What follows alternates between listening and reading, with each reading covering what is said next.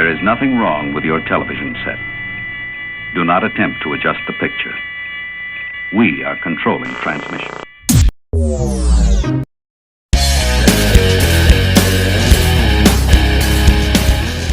Alright, so a quick update from what still remains Lab 5, as we'll be moving in July, so these videos and the podcasts are going to be a bit stunted for a while, primarily because there's other priorities.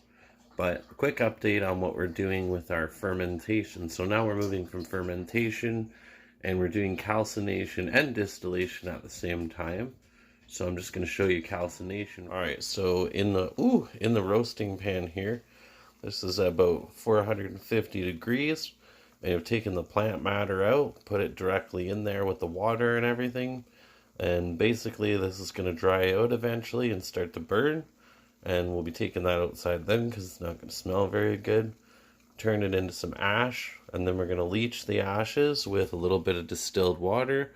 And once those ashes are purified, we'll throw her in a container.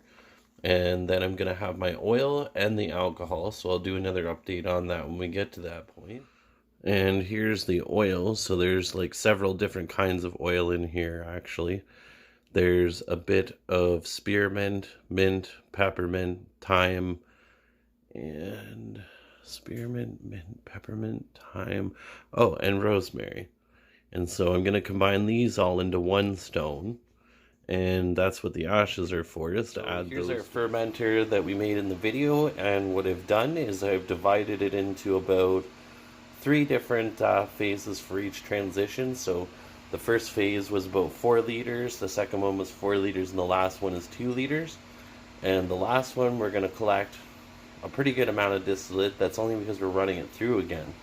So when you're making your calculations, you got to remember that you're also going to be running through this a significant amount of times. Now you don't ideally want 6%, you want higher, but what I will tell you is it actually takes more runs. Because if you're using this particular device, it's about 95% efficient. So in order to get that efficiency up there, you're going to have to run through it quite a few times with some water. And then just take your alcohol off the top the last few times until you just have your alcohol left in the end. And that keeps everything pretty safe, but it also allows you to run it through and rectify it quite a few more times so your final product is very pure. So here's the distillation setup. It's not your conventional one because I do how I do. So it's a 4-liter distillation. I've already done 2 runs out of there, and I've collected more than what I needed, because if you use this kind of still and you're purifying your alcohol very, very high, you have to be careful that there's still enough water in there so that you don't cause too much vapor to build up inside, because, well, that's how blow-ups happen. So as you can see on top, here's a air-cooled condenser unit, and then your condensate comes out of here. Just collect it in this little apparatus here that I kind of just set up impromptu.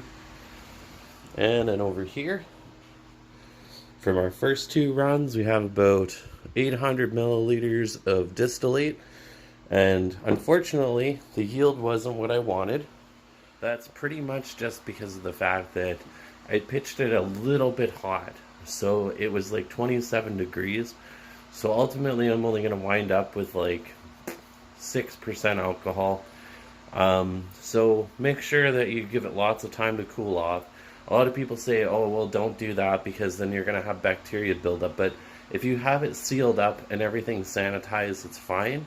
And that's the way I had everything set up. But unfortunately, I just kind of pressed for time. So don't rush it. Don't do that. On the plus side, this is actually run through really quickly.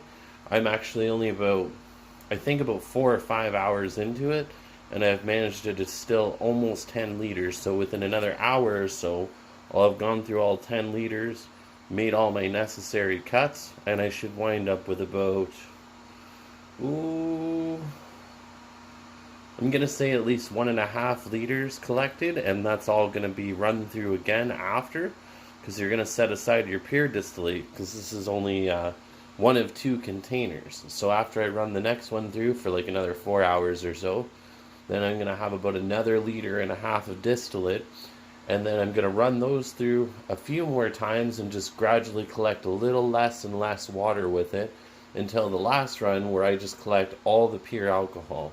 So it's like a 3-stage process, but within another 3-stage process, interestingly enough.